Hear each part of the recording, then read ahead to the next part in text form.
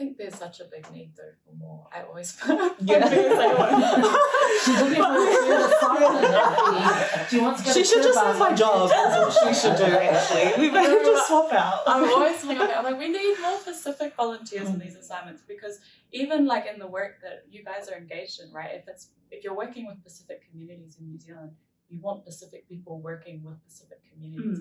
And it's the same for the region. Like if you have someone that goes back to Kiribati or back to Samoa and speak the language, knows the culture, that goes so much further than someone that comes in and doesn't know the context, doesn't know their people, doesn't know their language. Like it makes such a difference. And I think what Afi was saying, Pacific women definitely, like we don't see it as volunteering, but it's service. And I think that's something that, I don't know, I hope BSA can sort of see that it's not, it's something that is embedded within Pacific cultures and it comes natural to women. And I know you mentioned that you came out with a lot more than you were expecting.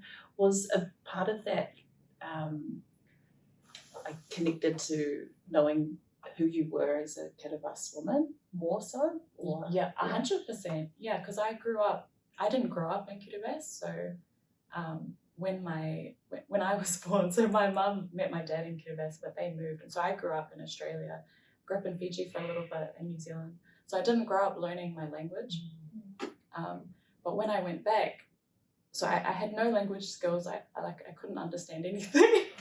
But I left having knowledge. I left being able to understand Kiribati now, and I can have a basic conversation with someone, and it definitely changed the way that I guess view myself and my identity and where I belong. And it's also shaped the kinds of work that I want to do as well, and the kind of service that I want to have to people. So yeah, it definitely played a key role in the things that I do now, for sure.